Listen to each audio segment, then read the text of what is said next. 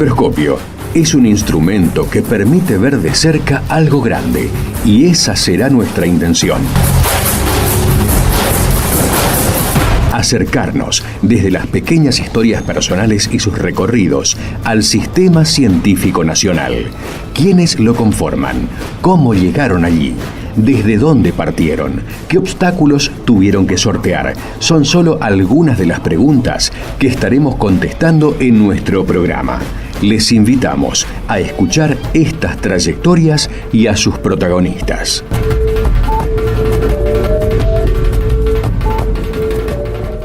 Buenas tardes, estamos aquí en Macroscopio, FM Universidad, como todos los lunes.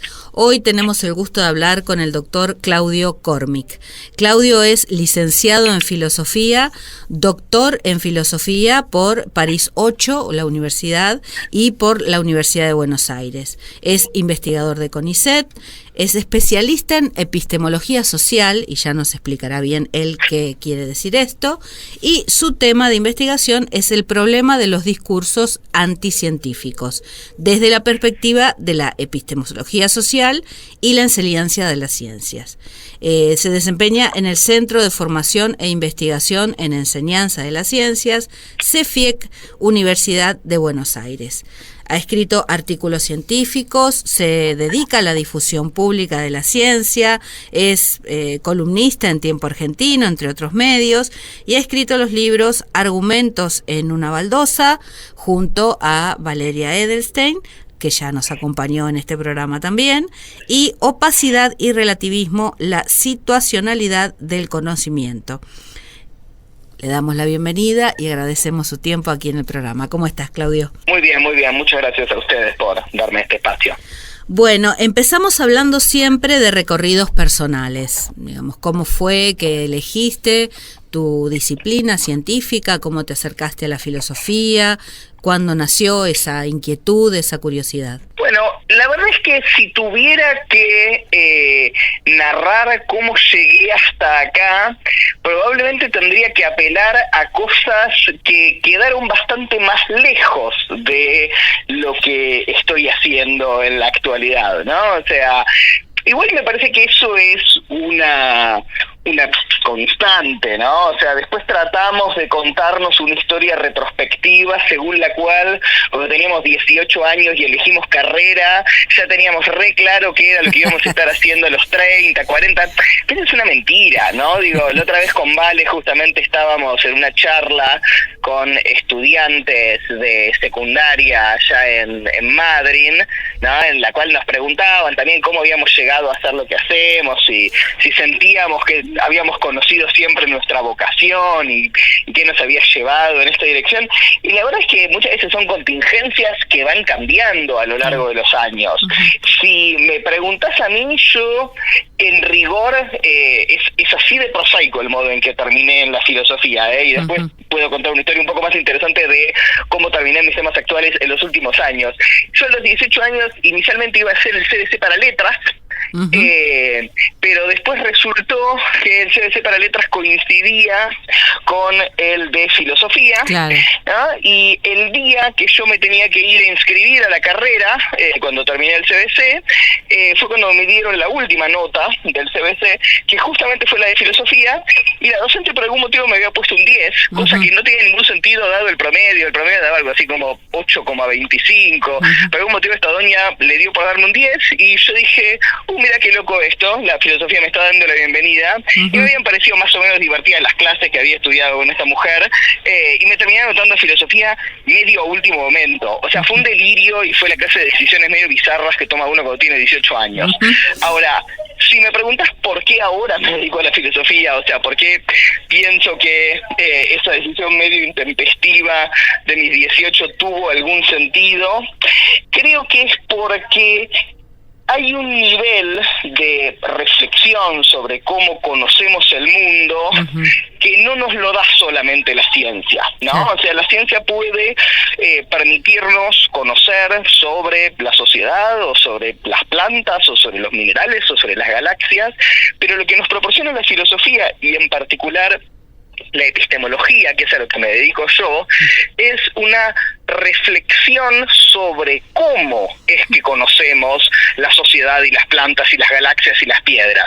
O sea, la filosofía nos brinda no un conocimiento del mundo, sino un conocimiento del mundo. Y eso es lo que actualmente me ocupa y me apasiona. Bien, y se te nota. Y por suerte, porque gracias a eso, bueno, también nosotros reflexionamos y escuchamos y entendemos un montón de otras cosas. ¿En la familia ya había profesionales? ¿Fuiste el primero en acceder a educación superior? Mi familia tiene un recorrido raro, porque mi mamá es la segunda de 14 hermanos. Epa. Y es el ejemplo, sí, viene de una familia muy numerosa. Plebeya. Sí, muy numerosa y muy pobre, de Junín, o sea, se crió en el campo haciendo prácticamente economía de subsistencia. Entonces ella hizo la carrera de sociología de grande, o sea, ella empezó a estudiar sociología cuando yo tenía 1 año, y le tomó 40 años hacer la carrera, porque la hizo trabajando, en algunos periodos militando y criando 4 maravillosos hijos como yo. Entonces, en algún sentido, no soy primera generación de universitarios, porque mi madre hizo la carrera de sociología, mi padre también con mucho esfuerzo la llegó a hacer, también le tomó muchos años, entonces en ese sentido sería segunda generación. Pero sí soy primera generación de poder hacerlo en condiciones, entre comillas, normales. O sea, ellos vienen de contextos a la vez más plebeyos y muy militantes por el periodo histórico en el cual les tocó vivir. Y entonces no es que hicieron una carrera normal, ¿no? El empiezo a los 18 y lo termino a los 23. Entonces, en ese sentido, mis hermanas y yo sí fuimos como un quiebre generacional respecto de nuestros padres. Bien. En cuanto empezaste a estudiar, bueno, hiciste la carrera, supongo que con diversas expectativas, sobre todo por este comienzo que me acabas de comentar. ¿Cómo fue la idea de investigar? O sea, ¿dónde nace también esa intencionalidad o posibilidad concreta de investigar en filosofía o en epistemología? Yo creo que la posibilidad de investigar y de hacer una carrera universitaria en general muchas veces depende de algo aparentemente tan chiquito, tan prosaico, y por lo cual me siento tan enormemente afortunado como tener ejemplos de eso cerca, ¿no? O sea, tener modelos, tener la idea que se te pueda siquiera cruzar por la cabeza. O sea, hay cosas que no hacemos en la vida porque simplemente no se nos ocurrieron, no porque las hayamos pensado y las hayamos descartado, ¿no? O sea, estoy muy seguro de que mucha gente no debe haber siquiera, pienso en compañeros míos de escuela, qué sé yo, que no deben haber siquiera considerado la posibilidad de que hacer una carrera universitaria fuera un universo posible para ellos, ¿no? Entonces, en ese sentido, haberme criado en un lugar donde mis viejos, con un montón de esfuerzo, igual estudiaron, qué sé yo, mi mamá se puso a hacer la secundaria como a los 20 años, y por eso la licenciatura la terminó a los 60, pero en una casa en la cual el saber se valoraba un montón, y que había libros, etcétera, etcétera, todo eso te genera la idea de, bueno, estudiar es algo que hacemos las personas como yo, ¿no? O sea, digo, genera la idea de, bueno, esto es un escenario de vida posible, es algo esperable, mientras que otras personas que no tuvieron esa suerte quizás ni siquiera se lo imaginan como un universo posible, ¿no? No les aparece como opción. Sí, concretamente. Bueno, una vez que ya lo tenías ya madurado, ¿cuál fue el camino, no? Bueno, por supuesto, ya cuando decidís hacer el doctorado, y además haces el doctorado en 2 lugares, no solo en la universidad, sino también en Francia. Sí, y eso es algo que, aclaro, es una de las ventajas que tiene la Universidad Pública Argentina, ¿no? O sea, digo, este sistema que están desguazando y destruyendo desde el gobierno actual y que necesitamos defender con uñas y dientes y si es posible paro general, ¿no? Yo tengo un título de no solamente una universidad argentina, sino una universidad francesa, y yo no tuve que pagar por eso, ¿no? Digo, eso no es trivial, dado que yo estaba inscrito en el doctorado en una universidad argentina, y el doctorado en filo es gratuito, tuve también un título por París 8, una universidad francesa, sin tener que pagar un peso más. Es como, bueno, listo, los costos de inscripción los regulo con la Universidad Piloto, que es la de Buenos Aires, esos costos son 0 y ya está, y eso me permite después avanzar hacia una doble titulación que me permite también tener un título de una universidad europea y que quizás eso me abra otras puertas. Digo, son pequeñas cosas que a veces las damos por sentadas, que en realidad están en riesgo, porque la universidad en su conjunto está en riesgo en Argentina en este momento, pero que están re buenas, que no van de suyo, no son una obviedad, y que estaría bueno conocerlas más. Así que sí, yo me inscribí en ambas universidades, inicialmente con un proyecto de investigación centrado en el problema del relativismo, en 2 autores franceses, Merleau-Ponty y Foucault. Defendí la tesis, 5 sextos en francés, 1 sexto en castellano, y eso después me proporcionó la base para tener una beca postdoctoral en CONICET y finalmente entrar a carrera en CONICET, y me abrió la base para después seguir investigando una serie de temas que fueron más allá del pequeño recorte que uno se ve obligado a hacer en el momento en que elige un doctorado. Hacemos la primera pausa, Claudio, y volvemos en unos minutos. Muchas gracias. Macroscopio. Investigar. ¿Para qué? Continuamos hablando con el doctor Claudio Cormick. Bueno, nos contaba sus primeros pasos, su formación, cómo hizo el doctorado, cómo entró a CONICET, los temas que empezaste a investigar. También escuché en algún comentario, en alguna entrevista tuya o en alguna lectura de alguna nota, que fuiste docente en el secundario. ¿Eso de alguna manera influyó en este tema de la pasión por divulgar? Sí, definitivamente. De hecho, agradezco que lo preguntes, porque diría que para bien o para mal, mi trabajo en el secundario condicionó un montón de cosas de mi laburo posterior. Yo en realidad tardé mucho en empezar a dar clases en mi carrera, en filosofía, en la UBA, porque nada, es un universo muy pequeño y es medio una picadora de carne, o sea, es mucha gente para pocos espacios. Entonces yo entré como ayudante de primera en filosofía contemporánea recién a los 37 años y qué sé yo, ya era investigador de CONICET antes de empezar a ser docente universitario en mi carrera. Entonces sí, claramente mi formación durante años como docente provino de dar clases en secundarias, y hay varias cosas en las cuales creo que eso me marcó.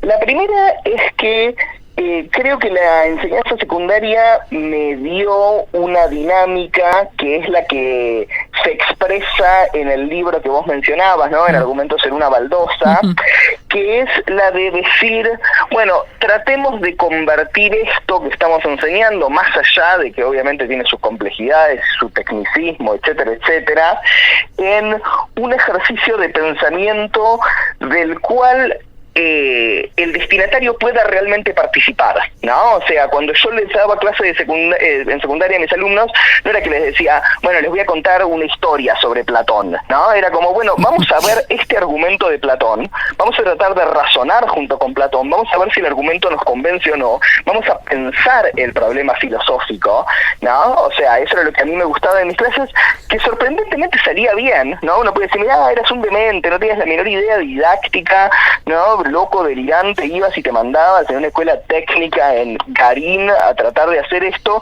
por suerte, no realmente porque tuviera mucho mérito didáctico, o sea, me tiré a la pileta y eso salió más o menos bien. Y lo lindo es que después esa dinámica, cuando la repetimos con el libro, ¿no? Cuando decimos, bueno, agarramos este libro y vamos a presentar argumentos filosóficos ante gente que no tiene por qué saber filosofía de antemano, ¿no? Y los llevamos a bibliotecas populares, a cárceles, a centros culturales del interior, funciona también, ¿no? O sea, se da esta dinámica muy linda de que vos presentás un argumento y le pedís a la gente que te lo discuta y que te diga con qué parte del argumento está de acuerdo y con cuál no, etcétera, etcétera, y eso funciona y la gente se engancha y está bueno porque es una forma de hacer, aunque más no sea en chiquito, el mismo ejercicio de pensamiento que los filósofos te invitaban a hacer, ¿no? No es reemplazo al filósofo por un cuentito acerca de cómo desarrolló su teoría. No, te presento los argumentos del filósofo y te invito a discutirlos, ¿no? Y eso funciona y está bueno didácticamente. Sí, definitivamente, bueno, este ejemplo tuyo que es, bueno, este libro que es maravilloso, que aconsejo que compren y lean, volvemos a repetir que se llama Argumentos en una baldosa, es como el tema del streaming de CONICET, salvando las distancias. Creo que cuando a la gente se le presenta de una manera dinámica, amable, el tema de la ciencia, creo que está interesada, creo que se interesa y mucho, ¿no? Quizás no tolera, entre comillas, o puede presenciar una charla, una disertación de un especialista de 1 hora, pero sí con estas formas distintas de comunicar. Me parece absolutamente necesario y loable, además. Sí, yo creo que está bueno que quienes hacemos comunicación tratemos de explotar esas posibilidades tanto como podamos. El único riesgo que tiene eso es que a veces se plantea, ya no en el terreno de la comunicación, sino volviendo al de la docencia, ¿no? del cual habíamos empezado, el siguiente riesgo. Yo tuve la suerte de que daba contenidos que permitían ser presentados de una manera más o menos amena y más o menos participativa, y era, bueno, vamos todos a ponernos a discutir a Platón. Pero cuando a la gente le dicen, yo quisiera que mis clases de análisis matemático 1 fueran como una charla de Paenza, mira, eso simplemente no se puede. No se puede porque si vos de verdad querés aprender análisis matemático, vos vas a tener que hacer un montón de cosas que no son divertidas. Después te va a poder resultar gratificante, interesante, fascinante, etcétera, etcétera, el haber adquirido todas esas herramientas. Pero toda la parte de hacer ejercicios, y la verdad que es medio irreemplazable.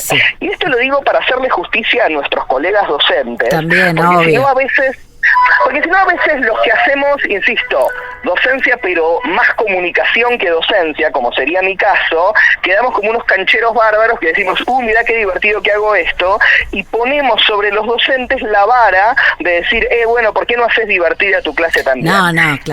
Hay temas que necesariamente requieren ejercitación, requieren repetición, y en ese sentido también es importante decir, bueno, hagamos todo más dinámico, hagamos todo más entretenido en la medida de lo posible y en la medida en que eso no termine tergiversando el contenido, ¿no? Yo soy un talibán de hacer accesibles las cosas, pero tampoco tenemos derecho, ¿no?, a reclamarle a nuestros colegas docentes que vuelvan divertido todo, porque simplemente la educación no funciona así. No, y son docentes, no son payasos, así que es otra la función.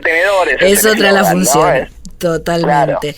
¿Por qué la epistemología social, Claudio? ¿Por qué la epistemología social? Qué buena pregunta. A ver, yo creo que hay algo muy interesante, que es el hecho de que si vos a una persona le preguntás de qué manera cree que sabe cosas sobre el mundo, ¿no? O sea, digo, ¿de dónde sacamos? Y es lo mismo que había respondido yo si me lo contaban hace unos años, ¿eh? Entonces no es una pregunta desde la soberbia, es una pregunta desde el todos estuvimos ahí. Y me preguntaban, bueno, ¿de dónde sabés vos las cosas que sabés?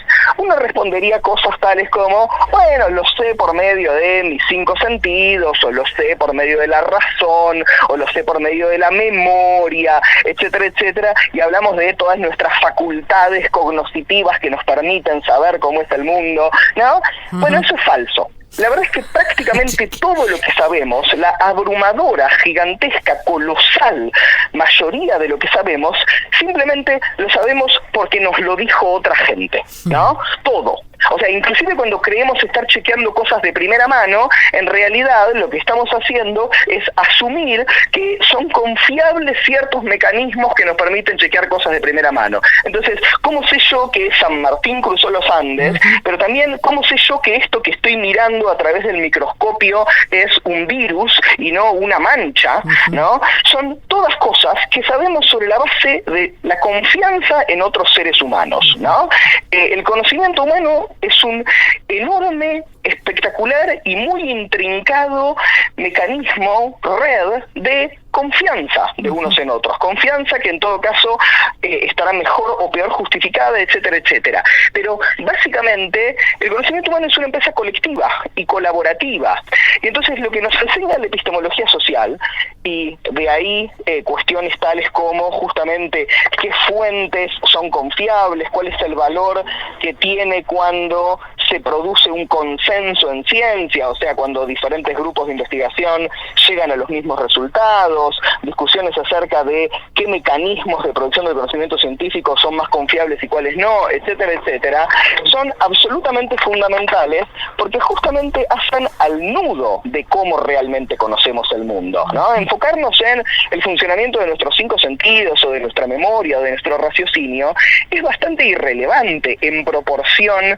con la cantidad de cosas que solamente sabemos porque a través de más o de menos pasos estamos simplemente confiando en nuestros pares. Y última cosa que digo en ese sentido, porque no te quiero robar más tiempo de este bloque, es eso se vuelve especialmente crucial cuando esos mecanismos fallan, ¿no? O sea, cuando vos tenés un montón de gente diciendo, bueno, yo ya no confío en los mecanismos que me dicen que me tengo que poner una vacuna, ¿no? Yo quiero realizar el operativo milagroso de, sin ser médico, ni bioquímico, ni nada, determinar de primera mano si la vacuna es segura o no, ¿no? O sea, los momentos en que los mecanismos de confianza dejan de funcionar fluidamente, ¿no? Es que se vuelve tan importante reflexionar sobre ellos. Cierre perfecto para este bloque, hacemos otro cortecito y volvemos. Dale. Macroscopio. Escuchar, conocer, reflexionar. Continuamos hablando con el doctor Claudio Cormick. Bueno, en este anterior bloque hablábamos precisamente, bueno, de lo que es algo que dijiste que es muy interesante, ¿no? Que el conocimiento es, la generación de conocimiento es colectiva y también la apropiación del conocimiento es colectiva, claro, aunque en diferentes niveles. Hablamos de antivacunas precisamente, o de, recién comentaste, ¿no?, que hace que una persona que tiene todo este acervo, este conocimiento, empiece a dudar sobre cosas que antes no se dudaban. En algún punto vos hablás de que existen prácticas de pensamiento irracional, digamos, que llevan a que desde una lógica diferente nieguen evidencia concreta, como sería, en el ejemplo que estamos tomando, durante siglos se vienen aplicando vacunas y se vienen erradicando enfermedades y dan resultado. Bueno, ahora no parece que eso no tiene más sentido, que se pone en duda, no se confía. Digamos, ¿cómo influyen estos pensamientos, estas formas que no son muy actuales, o sea, son actuales, pero han tomado fuerza, pero ya desde hace algunos años vienen en la palestra, ¿no? Sí. Hay una frase con la cual mi compañera Vale Edelstein suele resumir esto, que es, mira, en realidad hay antivacunas desde que hay vacunas, ¿no? O sea, podemos desde ya, y es interesante y preocupante y grave, preocuparnos y preguntarnos sobre la proliferación reciente, ¿no?, de los movimientos antivacunas, pero como bien dice Vale, cuando surgieron las primeras campañas de vacunación allá con Jenner, ya tenía gente resistiéndose a las vacunas. Es más, hay resistencia a las campañas de inmunización desde antes de que existieran vacunas propiamente dichas, porque antes de la vacuna contra la viruela existía un procedimiento que no era exactamente una vacuna, que se llamaba variolización, por medio del cual te hacían una pequeña hendidura en la piel y te ponían costras, ¿no?, de gente que había tenido viruela, y entonces eso te proporcionaba inmunidad, y eso ya en por lo menos 1722, ¿no? El argumento acaba de cumplir unos 300 añitos, generaba resistencias. Hay un sermón famoso de 1722 en contra de la práctica de la variolización. Ahora, ¿qué es lo que aparentemente fue cambiando en estos últimos años? Bueno, hay un elemento importante, que es cómo fue quedando asociado el tema de la resistencia a la vacunación a ciertas identidades políticas, ¿no?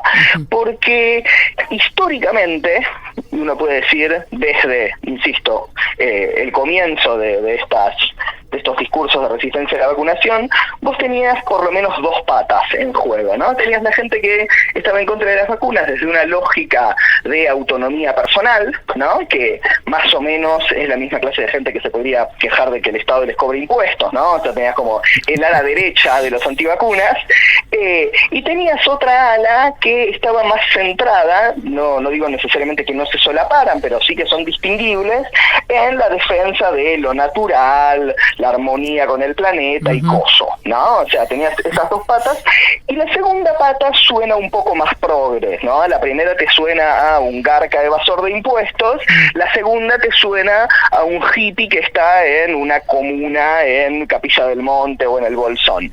Entonces, tenías más o menos esas dos cosas, se expresaban, ¿no?, en diferentes grados, pero las dos cosas estaban. Lo peculiar de la pandemia de COVID en particular es que generó tanta polarización respecto de las medidas de cuidado contra el COVID, ¿no?, y entre ellas la vacuna contra el COVID, que eso terminó arrastrando la percepción sobre las vacunas en general, no solamente las del COVID, y entonces se terminó convirtiendo en una especie de marca identitaria de tu espacio político el hecho de si estabas a favor o en contra de todo el paquete, medidas sanitarias tales como las cuarentenas y los barbijos, vacuna contra el COVID y vacunas en general, ¿no? Y hay tres ejemplos muy notables de esto.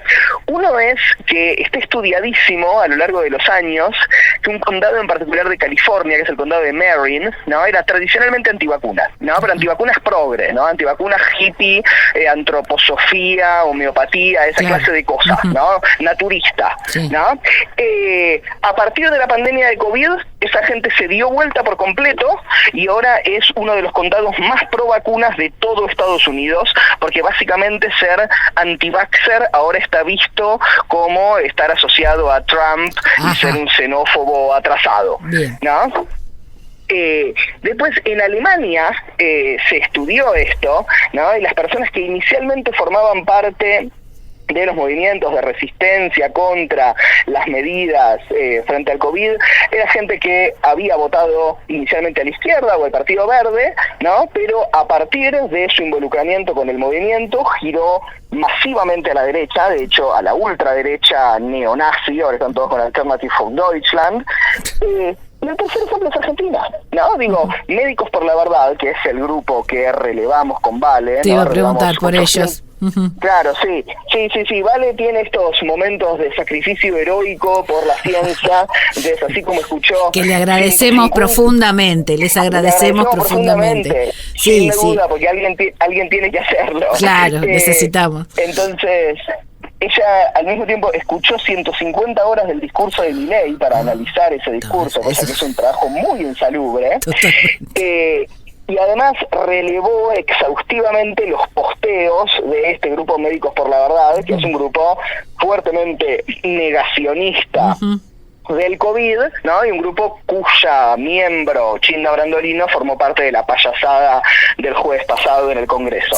¿No? Es un grupo abiertamente de derecha, ¿no? Digo, son con muchos componentes, son anticolectivistas, son antisemitas, están en contra de los derechos de las mujeres y de las minorías sexuales, digo, todo lo desagradable que te puedas imaginar. Claro, exacto, toda la agenda anti-woke, digamos, pero si vos retrocedes unos años y vos mirás trabajos académicos hechos sobre antivacunas en Argentina, tipo en el 2015, no era eso, ¿no? Hay un trabajo que yo estoy citando y compartiendo mucho últimamente, que es de unas jornadas de sociología, una cosa así medio perdida, y el perfil que tenías es un poco este del condado de Marin, ¿no? O sea, gente que curtía la antroposofía, ¿no? Gente que decía cosas horribles acerca de que el nuevo orden mundial digitado por los judíos quiere eliminar nuestra soberanía patria, o sea, digo, no era esa onda. Entonces, sí, hay algo de la polarización política que terminó impactando mucho sobre el modo en el cual se percibe la eficacia y la seguridad de las vacunas. No es por motivos científicos que esta gente cambió de opinión. La gente cambió de opinión, mal que nos pese o bien que nos sirva en algunos casos cuando cambian para el lado del bien, simplemente por una cuestión de alineamientos ético-políticos. Ahora bien, estos alineamientos ético-políticos, ¿cuánto tienen que ver con lo que circula en redes? Porque como bien comentabas recién, estos grupos o estas prácticas o estos pensamientos existían incluso hace muchos años, sí, antes de que existieran las redes, pero hoy tienen como un impacto y un espacio donde llegar a muchas más personas. Sí, sin duda. Está justamente nosotros el análisis sobre Médicos por la Verdad lo hicimos a partir de posteos de Twitter, no casualmente, porque como bien señalás vos, las redes le proporcionaron, ¿no?, una base, una plataforma a esas cosas que de otro modo no habrían tenido. Sí, en el caso alemán pasa algo muy parecido, o sea, estos grupos de lo que se llama Querdenken están muy a menudo motorizados por plataformas que además ni siquiera son las plataformas más grandes, estilo Twitter, Facebook y demás, sino por otras menores. Y entonces sí, algo que tienen en particular las redes es que permite que se genere masa crítica y por lo tanto la posibilidad de una especie de reaseguro de los pares unos a otros en condiciones en las cuales de otro modo no pasaría. Porque imagínate que vos sos el único antivacunas que vive en Palpalá, Jujuy, y estás rodeado de un montón de gente que te dice que estás loco. Mira, es muy probable que si sos el único y estás rodeado de gente que te dice que estás loco, tengas muy fuertes presiones psicológicas para dejar de pensar esa tontería.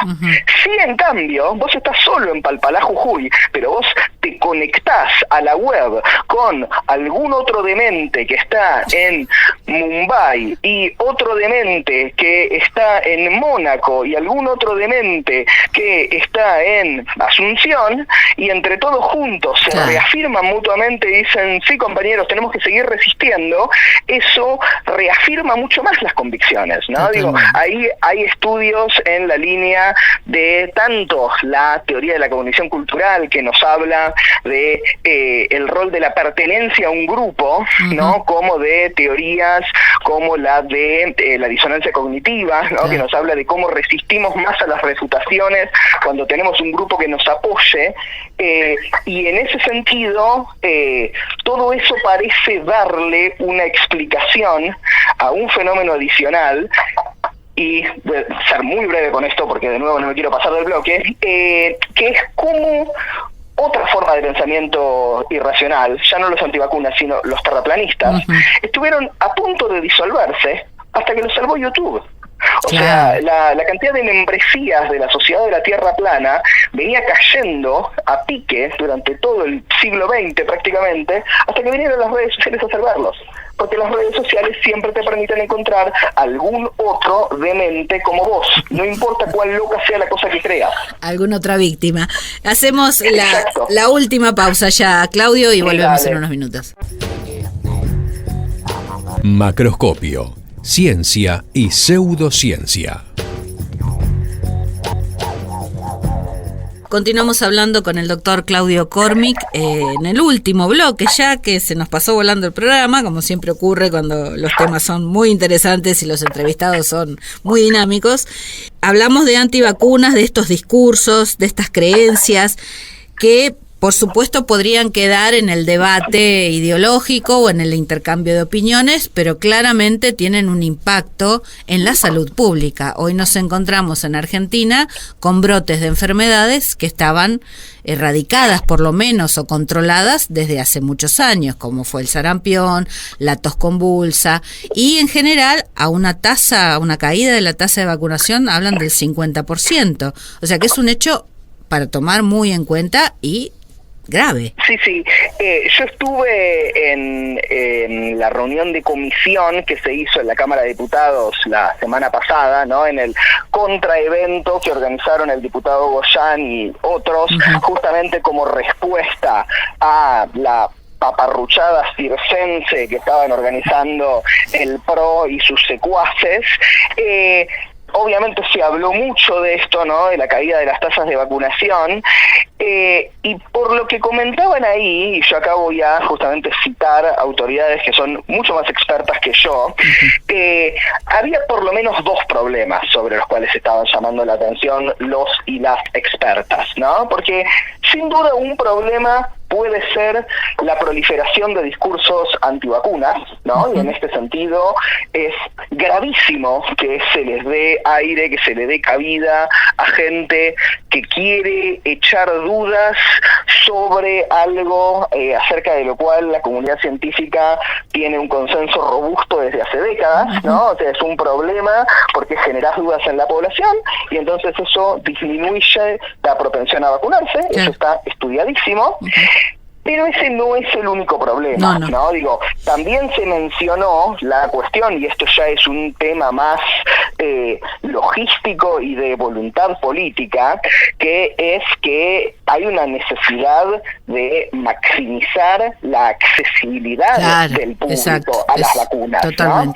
Porque si no, si nos quedamos solamente con, bueno, el problema es que hay algunos locos delirantes que son antivacunas, es cierto, son un problema, hay que combatirlos, etcétera, etcétera, etcétera, pero eso te hace perder de vista que, de nuevo, según mencionaron varios de los expertos disertantes ahí, las condiciones para efectivamente conseguir todas las vacunas que necesitas cuando te acercás a un vacunatorio no son las óptimas, ¿no? Entonces puede suceder que una persona se acercara para darse 2 vacunas y en realidad hubiera una sola, y entonces eso es una oportunidad perdida, porque después andá a ver cuándo te podés volver realmente a encontrar con ese paciente, porque la gente tiene horarios de trabajo, el trabajo está flexibilizado, la verdad que a nadie le sobra el tiempo, los horarios de los vacunatorios son limitados, entonces muchas veces pedirle a la gente que capaz que labure en negro, que se tome el día en el trabajo para ir a llevar a la criatura a darle la vacuna,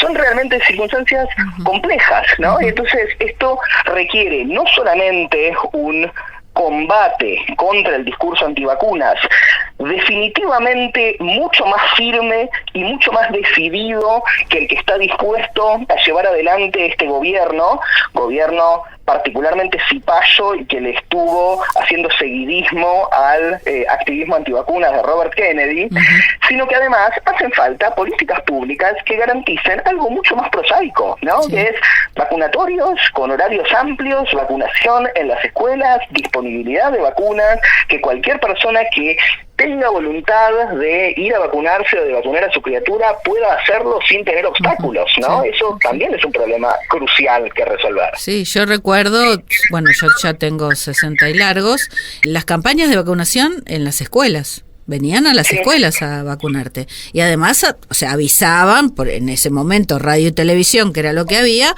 cuando se hacía la campaña, en qué zonas, y además, bueno, para inscribirte en las escuelas, sí o sí tenías que tener completo el calendario de vacunación, si no, no había forma de que te inscribieran.